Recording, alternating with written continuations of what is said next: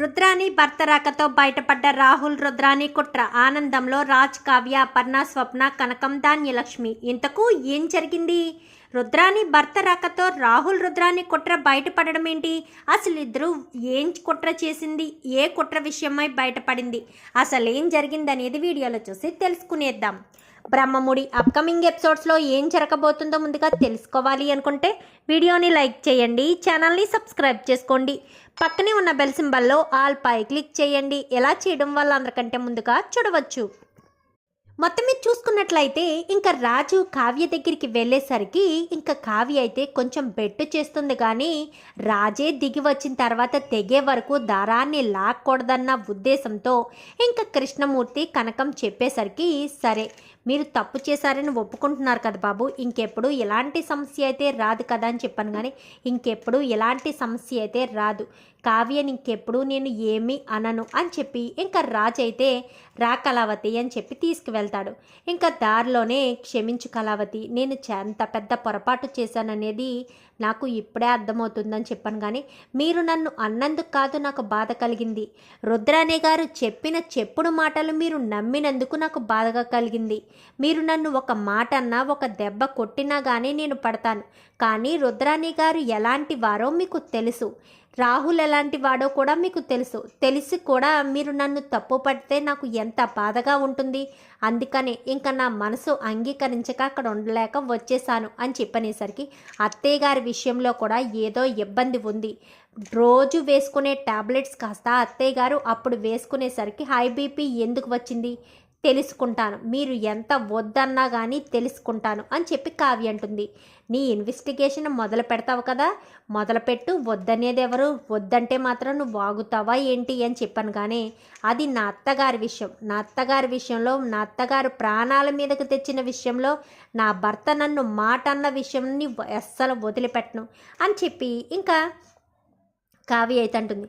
ఇంటికి రావడంతో ఇంకా హారతి తీసుకుని అపర్ణే ఎదురుగా వస్తుంది. అత్తయ్య మీరేంటి అని చెప్పాను. కానీ నీకు మళ్ళీ ఇంట్లో అడుగుపెట్టి ఎలాంటి దిష్టి లేకుండా, ఎలాంటి కంటి చూపు నరదిష్టి తగలకుండా ఉండాలని హారతి తీస్తున్నాను కావ్య అని చెప్పి హారతి ఇచ్చి మరీ లోపలికి రావడంతో మిమ్మల్ని నేను చూసుకోవాల్సిన టైంలో నిన్ను వదిలేసి వెళ్ళిపోయాను అత్తయ్య, నన్ను క్షమించండి అని చెప్పనేసరికి నువ్వు నన్ను క్షమాపణ అడుగుతున్నావా, నీకు జరిగిన అవమానం ముందు ఇదెంత కళావతి అని చెప్పి ఇంకా రాజ్ అయితే అంటాడు.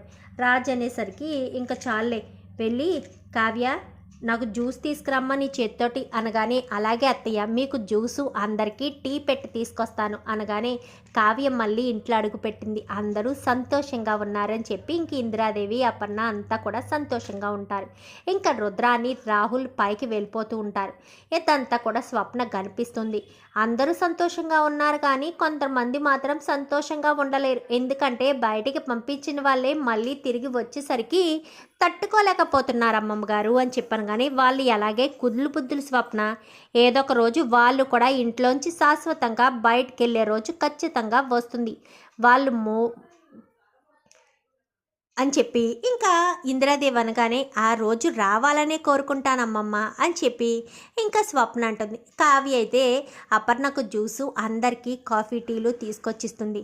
నీ కాఫీ టీ లేక చాలా బాధ వచ్చింది కావ్య, నువ్వు పెట్టిన కాఫీలో ఎంతో కమ్మదనం ఉంటుంది అని చెప్పి ఇంకా ఇటు సుభాషు ప్రకాశం కూడా అంతా కూడా నవ్వుకుంటారు. ఏంటి కవితలో వాళ్ళ నాన్నకి కవితలు వచ్చేస్తున్నాయి అని చెప్పి ఇందిరాదేవి అందరూ నవ్వుకుంటారు.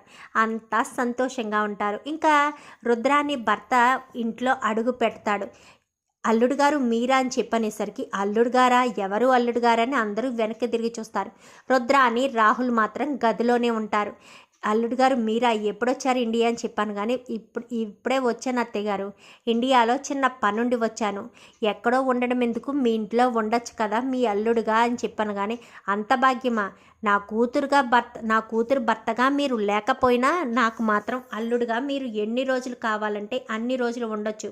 బాగున్నావా తమ్ముడు అని చెప్పాను. కానీ బాగున్నానక్క, నువ్వేంటి ఎలా అయిపోయావు అని చెప్పాను. కానీ ఈ మధ్య నాకు హెల్త్ బాగాలేదు, అందుకే కొంచెం నీరసంగా ఉన్నాను అని చెప్పనేసరికి బాగున్నావు మావయ్య అంటూ అందరూ పలకరిస్తారు.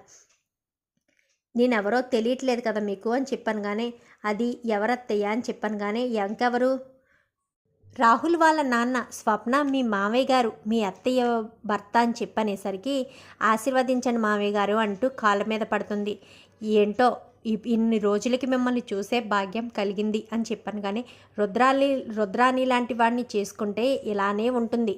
ఎక్కడో ఉండాల్సిన వాడు ఎక్కడో ఉన్నాడని చెప్పాను. కానీ అదంతా ఎందుకు లేక అంతా బాగానే ఉన్నారు కదా రాజ్, అంతా బాగానే ఉన్నారు కదా అనగానే బాబాయ్ గారు కాఫీ తీసుకోండి అంటూ ఇంకా కాఫీ ఇచ్చేసరికి బాబాయ్ గారు ఎంత ప్రేమగా పిలిచావమ్మా, రాజ్ నీ వైఫ్నా అని చెప్పాను. కానీ అవును మామయ్య అని చెప్పనేసరికి ఇలా కూర్చో తమ్ముడు అని అందరూ కూడా కూర్చుని ఏంటి బావా బాగున్నారా, ఏం చేస్తున్నారు అని మొత్తం అన్నీ ఆరాలు తీస్తూ ఉంటాడు.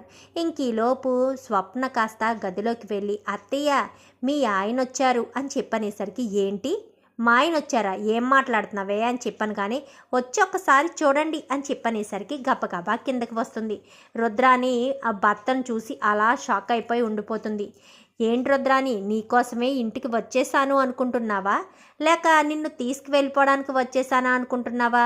నిన్ను తీసుకెళ్ళి భరించే ఓపిక నాకు లేదు. కానీ నార్మల్గా నేను ఇండియా వచ్చాను అత్తయ్య వాళ్ళని అక్క వాళ్ళని బావగారు వాళ్ళని చూద్దామని వచ్చానంతే అని చెప్పనేసరికి ఎక్కడున్నాడు నీ కుట్రల కొడుకు అని చెప్పాను. కానీ ఏం మాట్లాడుతున్నావో అని చెప్పాను. కానీ నిజమే కదా మాట్లాడేది, నీ కొడుకు నువ్వు ఎప్పుడు ఏదో ఒక కుట్ర చేస్తూనే ఉంటారా కదా, ఎదుటి వాళ్ళు సంతోషంగా ఉంటే అస్సలు చూడలేవు, కళ్ళల్లో నిప్పులు పోసుకుంటావు కదా అని చెప్పనేసరికి వచ్చారు, వచ్చిన పని చూసుకుని వెళ్ళండి అని చెప్పాను. కానీ ఏంటి రుద్రాని ఏంటా మాటలు అని చెప్పాను. కానీ ఆయన మాటలు సరిగ్గా ఉన్నాయమ్మా అని చెప్పనేసరికి నోరు మూసుకుని వెళ్ళు అని చెప్పాను. కానీ ఇంకా అక్కడి నుంచి వెళ్ళిపోతుంది రుద్రాని. ఇంకా నైట్కి అందరికీ కూడా డిన్నర్ చేస్తారు, చాలా సంతోషంగా ఉంటారు. బాబు నువ్వు రుద్రాని రూమ్లో ఉంటావా లేక ఇబ్బంది పడతానంటే కింద గెస్ట్ రూమ్ ఉంది అని చెప్పాను. కానీ కింద గెస్ట్ రూమ్లో ఉంటానులే అత్తయ్య అని చెప్పనేసరికి కావ్య అని చెప్పాను. కానీ అలాగే అమ్మమ్మ గారు అని చెప్పి ఇంకా ఈ కింద గెస్ట్ రూమ్ అంతా కూడా సిద్ధం చేస్తుంది. ఇంకా గెస్ట్ రూమ్లో పడుకుంటాడు. ఇంకా ఈలోపు అక్కడ స్టోర్ ఇన్ఛార్జ్ మాత్రం కావ్య వాళ్ళకి ఇంత గొడవ జరిగిందని, అపర్ణకి ఇంత ప్రమాదం జరిగిందని, ఇదంతా కూడా కావ్య మేడము ఆఫీస్కి రావడం వల్లే జరిగిందన్న విషయం అంతా కూడా తెలుసుకుంటాడు స్టోర్ ఇన్ఛార్జ్ కాస్త. ఇంకా స్టోర్ ఇన్ఛార్జ్ తెలుసుకుని ఇంకా రాహుల్కి ఫోన్ చేయడం బెదిరించడం మొదలు పెడతారు. మీరు నాకు ఫోన్ చేసి కావ్య మేడంని ఇక్కడికి రప్పించారు, అంతా నేను కాల్ రికార్డ్ తీసుకున్నానండి, అది మీకు పంపించమంటారా అని చెప్పనేసరికి పంపించేసరికి రుద్రాని రాహుల్ ఇద్దరు కూడా షాక్ అయిపోతారు. ఇదేంటి మమ్మీ వీడి ఎలా చేశాడు అని చెప్పాను. కానీ ఏం కావాలి నీకు అనగానే నాకు 4 కోట్లు కావాలి అని చెప్పనేసరికి 4 కోట్ల ఎక్కడున్నాను నువ్వు అనగానే మీ ఇంటి బయటే ఉన్నాను అని చెప్పనేసరికి ఇంకా ఇద్దరు కూడా లైట్లన్నీ కట్టేసాగా ముసుగు వేసుకుని ఛాయగా వెళ్తూ ఉంటారు. ఇంకా అప్పటికే రుద్రాని భర్త అమెరికాలో ఉండొచ్చాడు కాబట్టి రాత్రి కాల్స్ ఏయో వచ్చేసరికి మాట్లాడుతూ ఉంటాడు. రుద్రాని కొడుకు ఇద్దరు కూడా వెళ్ళడం చూస్తాడు.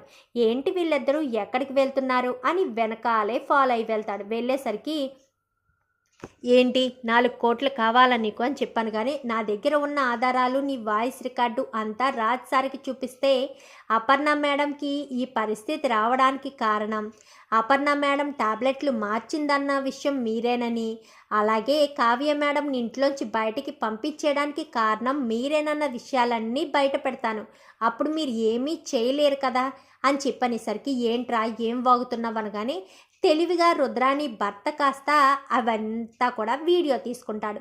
వీడియో తీసుకునేసరికి వెళ్ళు రేపు తీసుకొచ్చిస్తాను, ఏదో అలికిడి అయినట్టుగా అంటే అతన్ని కొట్టడానికి ప్రయత్నించేసరికి ఏదో చప్పుడు చేసి పక్కకు దాక్కుంటాడు. ఏదో అలికిడి అవుతుంది, నీ పని ఇప్పుడు కాదురా నువ్వు వెళ్ళు అని చెప్పి ఇద్దరు కూడా లోపలికి వెళ్ళిపోతారు. అమ్మ రుద్రాని నువ్వు నీ కొడుకు కలిసి కుట్రలు చేయడం ఇంకా ఆపలేదన్నమాట, అక్కకే ఎసరు పెట్టేశారా, అక్కని చంపేద్దాం అనుకున్నారా? కావ్య ఎంత మంచి అమ్మాయి, ఎంతో ప్రేమగా బాబాయ్ అని పిలుస్తూ అంత ఆప్యాయంగా పిలిచింది, అంత ఆప్యాయంగా పలకరించింది. అలాంటి దాన్ని ఇంట్లోంచి బయటకి గెంటేసి రాజుని బాధ పెట్టాలని చూస్తారా? మిమ్మల్ని వదిలిపెట్టను, రేపు ఉదయాన్నే మీ సినిమా టీవీలో వేస్తాను అని చెప్పి ఇంకా వెంటనే గదిలోకి వెళ్ళిపోతాడు. ఇంకా అందరూ ఉదయాన్నే బయట కూర్చొని కాఫీలు తాగుతూ ఉంటారు. అందరికీ గుడ్ మార్నింగ్ చెప్తాడు. నేను రాత్రి ఒక మూవీ చూశాను, అది చాలా బాగా నచ్చింది అక్క, మీకు కూడా చూపిద్దామనుకుంటున్నాను అని చెప్పనేసరికి ఇప్పుడా మావయ్య అని చెప్పనేసరికి ఇప్పుడే రాసి ఎక్కువసేపు ఉండదు, మినిమం ఒక 5-6 మినిట్స్ ఉంటుందని చెప్పాను. కానీ మరి దాన్ని మూవీ అంటారేంటి మావయ్య, షార్ట్ వీడియో అనొచ్చు కదా అని చెప్పాను. కానీ అంటే మూవీలో క్లైమాక్స్ అంటూ ఎలా ఉంటుందో అందులో అంతా ఇంట్రెస్టింగే, థ్రిల్లర్ సస్పెన్స్ అనమాట అని చెప్పనేసరికి సరే పెట్టను మావయ్య అనగానే టీవీ ఆన్ చేయి కావ్య అని చెప్పనేసరికి టీవీ ఆన్ చేసేసరికి ఇంకా అది ఫోన్ కాస్త టీవీకి కనెక్ట్ చేస్తారు. కనెక్ట్ చేయడంతో రుద్రాని రాహుల్ స్టోర్ ఇన్ఛార్జ్తో మాట్లాడుతూ ఉంటారు. అదంతా కూడా రుద్రాని పై గదిలో ఉన్న రుద్రానికి మాటలు వినిపించడంతో పరుగున కిందకి వస్తుంది. రాహుల్ కూడా వస్తాడు, ఎందుకంటే పెద్ద సౌండ్ పెడతాడు. ఇంకా రుద్రాని భర్త అయితే పరుగున వచ్చేసరికి ఇది ఎప్పుడు షూట్ చేశారు మామయ్య అనగానే రీసెంట్గా రాత్రే షూట్ చేశాను, ఒక్కసారి అందులో వచ్చే డైలాగ్స్ అన్నీ వినండి, మీకే క్లియర్గా అర్థమవుతుంది ఎవరు ఏం చేశారనేది అని చెప్పనేసరికి మొత్తం అంతా కూడా చూసేసరికి ఇంకా అపర్ణకు ట్యాబ్లెట్లు మార్చింది, కావ్యను ఆఫీస్కి రప్పించింది, అపర్ణకి పరిస్థితి వచ్చేలా చేసింది రుద్రాని అన్న విషయం క్లియర్గా కనిపిస్తుంది. అత్త అని చెప్పి గట్టిగా పిలుస్తాడు రాజు. పిలవడంతో ఏంటి రాజు అని చెప్పనేసరికి ఎత్తుతాడు. ఎత్తబోయొచ్చి నీకులాంటి దాన్ని ముట్టుకోవాలంటేనే నాకు అసహ్యంగా ఉంది అని చెప్పనేసరికి నువ్వు ముట్టుకోకపోతే ఏంట్రాజ్, నేను ముట్టుకుని కొడతాను కదా అంటూ ఇంకా ధాన్యలక్ష్మి చంప చెల్లుమనిపిస్తుంది. అక్కను చంపాలని చూస్తావా, కావ్య ఏ తప్పు చేయకపోయినా కావ్యని ఇంట్లోంచి బయటికి పంపించాలని చూస్తావా, అసలు నువ్వు ఇంటికి పట్టిన చీడ పురుగువే అక్క, రుద్రాణిని ఇంట్లో ఒక్క క్షణం ఉంచకూడదక్క, ఇప్పుడే ఈ క్షణమే రుద్రాణిని బయటికి పంపించేద్దామనగాని నీ ఇష్టం ధాన్యలక్ష్మి, అడక్క నువ్వు నన్ను ఒకటి చేయమని అడిగావు, అది కూడా చేయకపోతే నేను ఇంటి పెద్ద కోడలుగా నీకు విలువ ఇవ్వలేనట్టే కదా, నీ ఇష్టం, నువ్వు ఎలా బయటికి పంపాలనుకుంటే అలా నీ ఇష్టం అని చెప్పనేసరికి ఇంకా చాలా థ్యాంక్స్ అల్లుడు గారు అని చెప్పాను. కానీ థ్యాంక్స్ ఏముంది అత్తయ్య గారు, ఇలాంటి తులసి వనంలో గంజాయి మొక్కల వీళ్ళిద్దరూ మాత్రం ఎట్టి పరిస్థితుల్లోకి ఉండకూడదు, అలా ఉంటే తులసి వనం కాస్త గంజాయి వనంగా మారిపోతుంది, లేక ఈ గంజాయి మొక్క తులసి వనాన్ని మొత్తం చెడగొట్టి నాశనం చేసేస్తుంది అని చెప్పి రుద్రాని భర్త అయితే అంటాడు. మొత్తానికైతే రుద్రాని మొగుడు రాకతోనే రుద్రాని బండారం బట్ట బయలైపోతుంది. చూద్దాం రాబోయే ఎపిసోడ్స్లో ఇలాగే జరగాలని మీరు కూడా కోరుకుంటే వీడియో నచ్చితే లైక్ చేయండి, ఛానల్ని సబ్స్క్రైబ్ చేసుకోండి, పక్కనే ఉన్న బెల్ సింబల్లో ఆల్ పై క్లిక్ చేయండి. ఇలా చేయడం వల్ల అందరికంటే ముందుగా చూడవచ్చు.